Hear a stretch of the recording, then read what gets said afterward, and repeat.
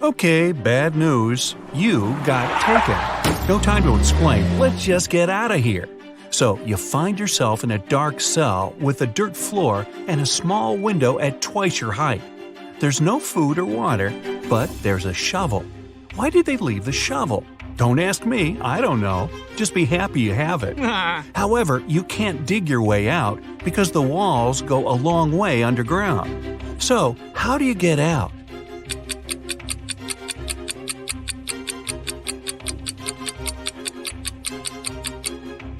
You can still dig and make a high dirt pile that will make you reach the window and get out of there. So you do just that and find yourself in a dark corridor. You have nothing to do but to go straight, hoping that sooner or later you'll find the exit and get out of this creepy place. Half an hour later, you approach a metal door.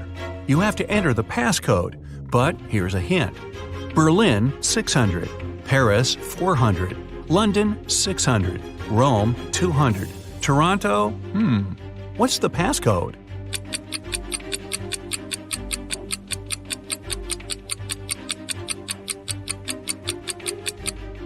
Each consonant in the word gives 200 points, while each vowel takes away 100 points. In the word Toronto, there are 4 consonants that give 800 together. 3 vowels take away 300 points. So the passcode is 500. The door clicks and you leave another obstacle behind. Soon, you approach 3 more doors. Behind the first one, there's an iron block with a movement sensor that will crush everyone who enters. Behind the second door, there's an electric shocker that never misses. Behind the third door, there's broken glass all over the floor. Which way do you choose?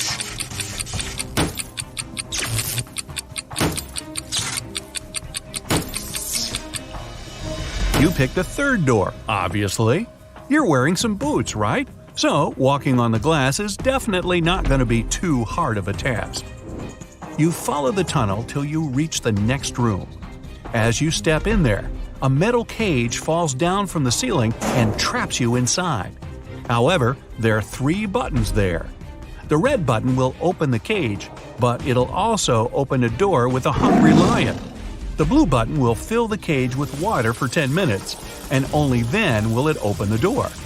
However, keep in mind that people can only live 7 minutes without oxygen. The green button will set the room on fire, but will open the cage door in 5 minutes.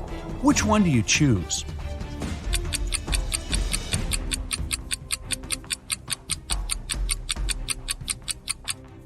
You should choose the blue button. The water won't be able to fill the cage because it will just splash outside. You'll only have to wait 10 minutes until the door opens, and you'll be able to get out safely. You turn right and immediately bump into a huge guard. Your heart skips a beat and you get paralyzed with fear. To your surprise, the guard looks down at you and asks, "Want to pass?" Speechless, you just nod. Okay. You see, no one here wants to play riddles with me. If you solve one of my riddles, I'll let you go and won't tell anyone I've seen you. Deal? You nod again, and here comes your riddle. What is that invention that lets you see right through walls?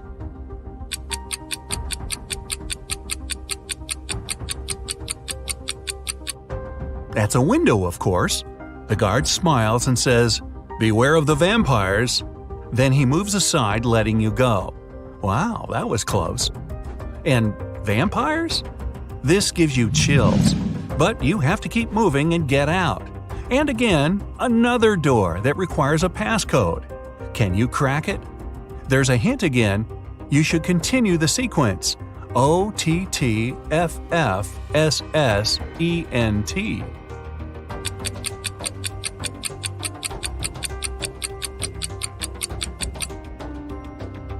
Each of these letters is the first letter of the numbers. O for 1, T for 2, T for 3, then 4, 5, and so on.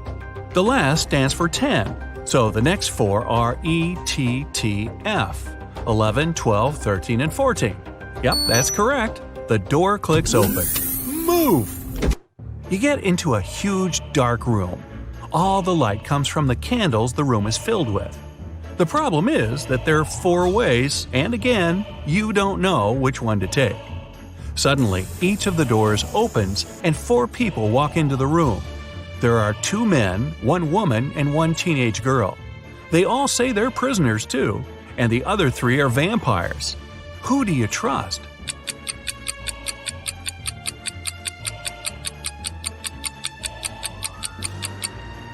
You should trust the second man. He's the only one who casts a shadow from the light of the candles. The other 3 don't, so they must be vampires.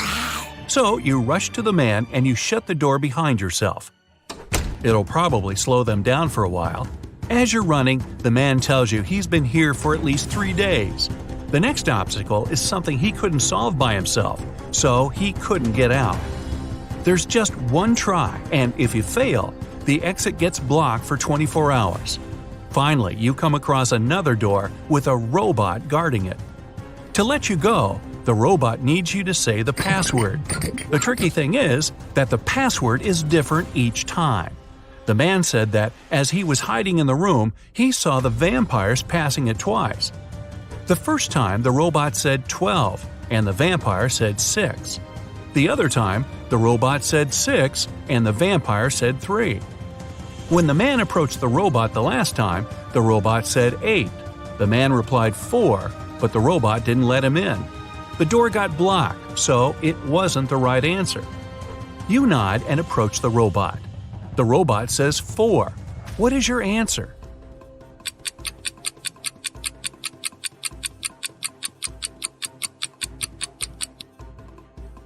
The answer is 4.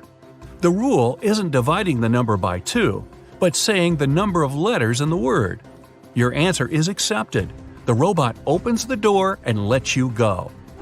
Again, another dark room. But as you step into it, you get surrounded by 8 hungry dogs. In the middle, there's a meat cake standing so high on the table that the dogs can't reach it.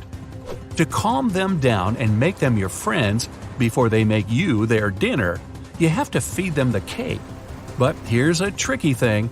The knife is magical and can only make 3 cuts. After 3 cuts, it disappears. Your task is to divide the cake into 8 equal pieces with these 3 cuts. How can you manage that?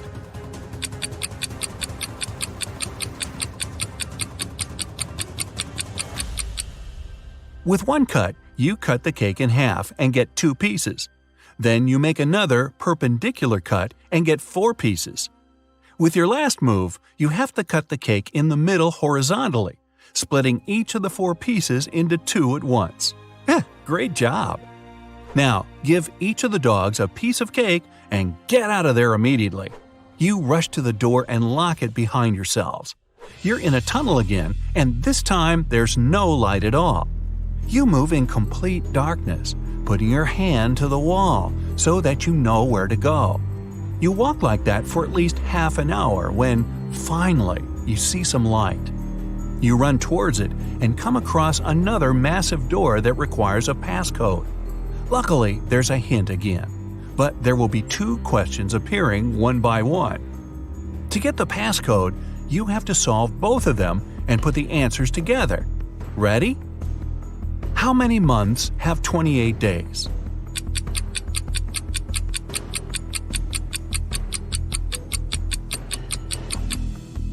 All 12 of them, obviously. Okay, next one. Here's the sequence of letters. S, M, H, D, W. What are the other 2 letters?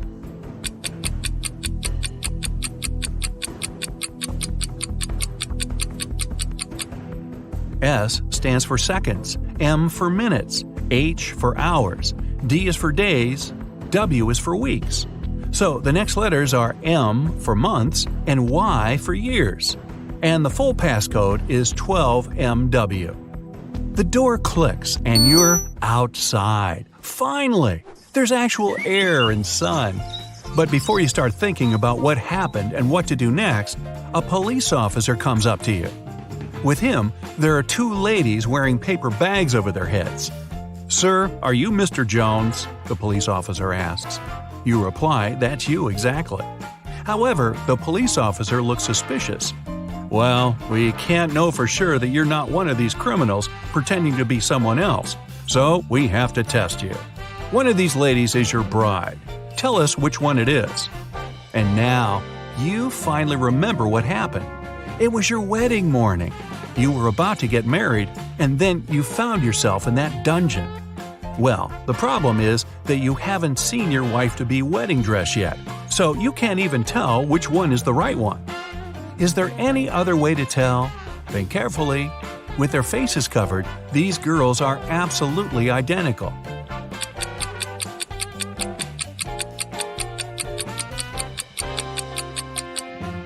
You didn't need much time. You noticed that one of the girls is wearing a wedding ring already. However, you and your bride aren't married yet, so she's not supposed to have one. And the one who doesn't have it is yours. Congratulations! The girl removes the bag, and you see that it's really her. Right behind you, the door opens and the vampires walk out. You're about to start screaming, but they take off their wigs and they turn out to be your friends. So, was it all a prank? Well, yeah, it was. But don't be mad. You had fun, right? Well, most of the time. A businessman arrived at his office and found that some very important documents had disappeared from his desk. Police suspect 3 people, Amy, Carla, and Mike. Each of them said, however, that they hadn't even been to the office. Who was lying?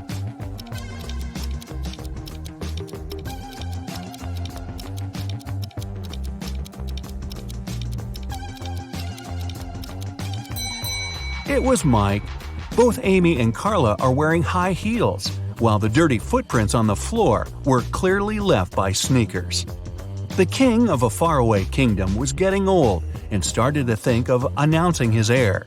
He had 3 daughters, each with their own virtues, and the king couldn't decide which of them would be the best queen. Then one of his counselors suggested an idea. The king should give each of his daughters a teapot filled with water, and the daughter whose pot started to boil first would be proclaimed the heiress. When the day of decision came, the 3 princesses started boiling water. 2 of them really wanted to become the next queen, but in the end, the one that didn't want the throne won the competition. How did that happen?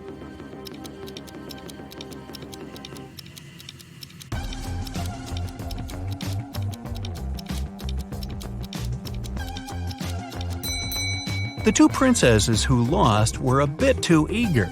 They constantly raised the lids of their pots to check if the water was boiling. And the third didn't care, so the water in her pot began boiling first. In the busiest street of a big city, there was a shoe cleaner who got lots of clients. He offered his services to everyone for free, but anybody who stopped and took his offer left him money before heading off again anyway. Why did they do that?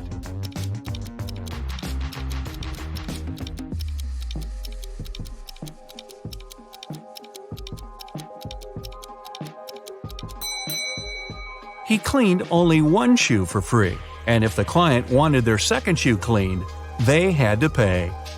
Aaron was a poor teacher in a rural school.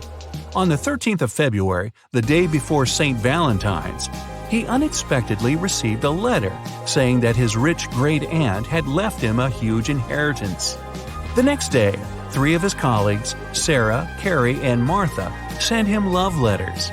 Can you tell who was genuinely in love with him and who was only pretending to take advantage of his newfound wealth?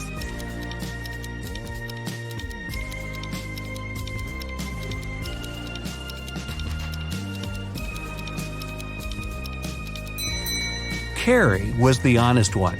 She's wearing a necklace with A and C engraved on it, which stands for Aaron and Carrie. Clearly, Aaron gave it to her as a gift because they'd been dating even before he got the inheritance. Jonathan spent several days in a hospital, although he never even entered the place through any doors. What's more, when he was released, he was perfectly healthy, but still had to be carried out of there. Why?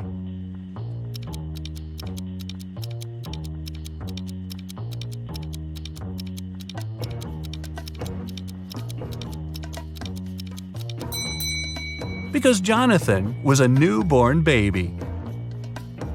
A village in the far north has found itself in big trouble.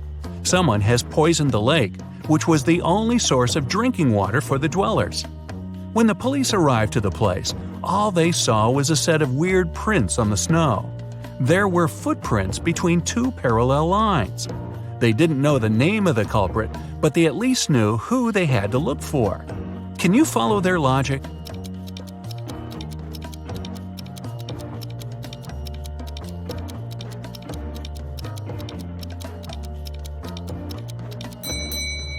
The police were looking for a person in a wheelchair and their helper. The wheels would leave those parallel lines, and the helper had to push the chair and would leave the footprints. Jack and his business partner decided to celebrate a very profitable contract they'd recently signed. They both loved hiking, so Jack suggested going to the Alps for a climbing trip. His partner gladly agreed, and Jack took it upon himself to arrange their little vacation. However, the trip went terribly wrong, and Jack's partner got lost in the mountains. Jack couldn't find him, and neither could the rescuers. But upon returning home, Jack was arrested after the police got a call from his travel agent. Why?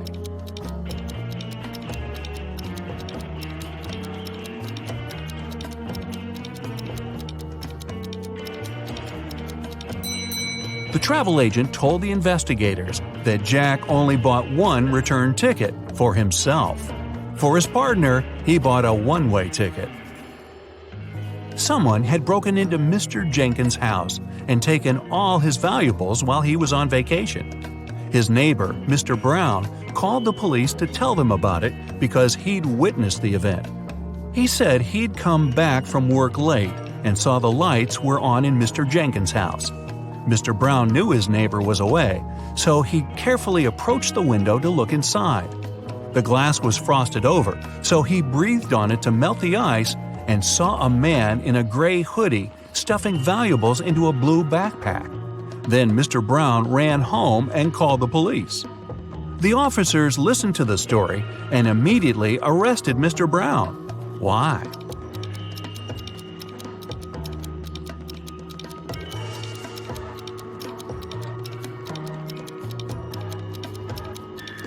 The dutiful neighbor had one detail wrong in his story.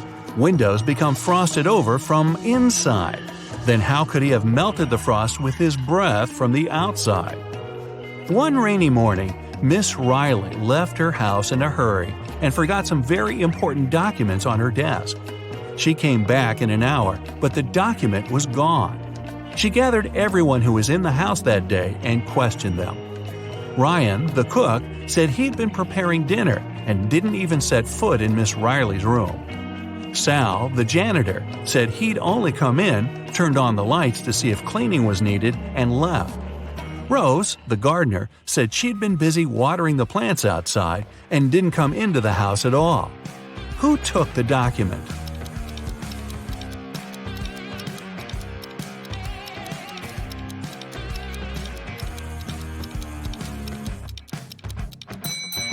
It was a collective job.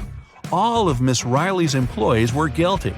It was early in the day, so it would have made more sense for the cook to prepare lunch.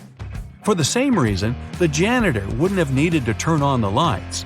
And it was also raining, so the gardener wouldn't have to water the plants outside. There are 4 glasses on the table in front of you. Each of them is filled with water to the exact same level, and in each of them, there's an object. In the first glass, there's a baseball. In the second, a pencil eraser. In the third, a wristwatch. And in the fourth, a paperclip. Which of the glasses has more water than the rest?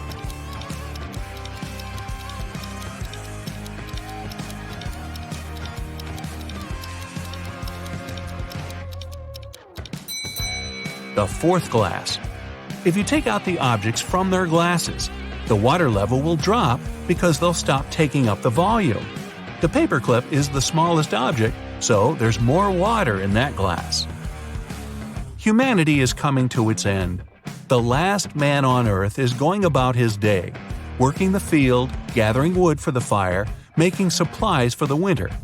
At the end of the day, he's getting ready for bed when he hears a knock on the door. He isn't scared and goes to open it. Who's standing behind the door?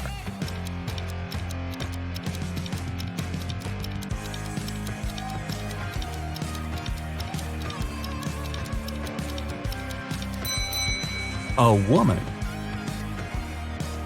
Mark's best friend, James, lives in another city, and his birthday is soon, so Mark decides to send him a present. James loves playing golf, and Mark buys him an expensive golf club. But there's a problem. The best postal service in his town only accepts packages no bigger than 3 feet to a side, and the club is 4 feet long. Still, Mark found a solution. What was it?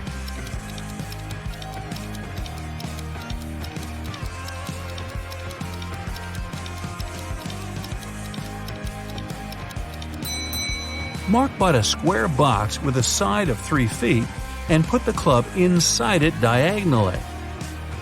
Jenny's sister goes to a private party to which Jenny wasn't invited. Envious, Jenny still decides to go, but finds out there's a guard at the entrance who asks all visitors for a password. She hides around the corner and eavesdrops on the other guests. One couple approaches the guard and he says 11. They reply 9. And he lets them pass. The next visitor is a guy to whom the guard says 6. He answers with 4, and the guard lets him through. Certain that she gets the principal, Jenny comes out of the shadow. The guard looks at her and says 110. Jenny replies 108, but the guard doesn't let her through. What's the correct answer?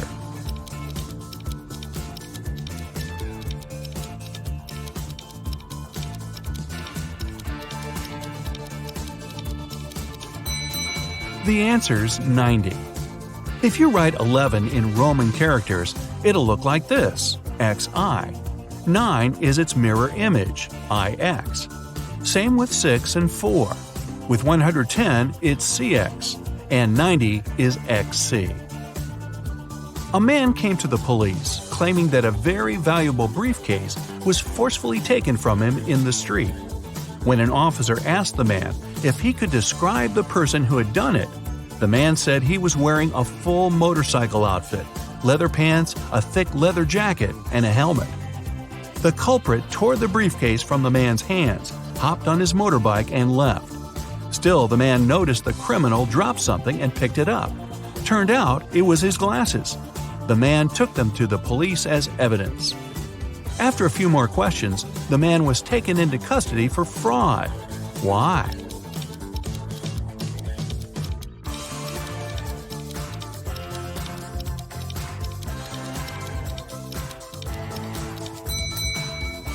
If the culprit was wearing a helmet, then how could he have lost his glasses?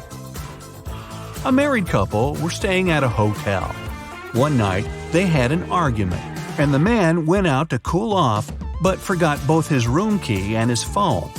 When he returned, he saw an unconscious man lying on the floor next to his and his wife's room door. The police arrived and questioned them both. The wife told them she'd heard a knock on the door and thought it was her husband, so she opened it right away. Then the man pushed her, so she smacked him on the head with a candle holder and closed the door from inside. Still, the police took her into custody. Why?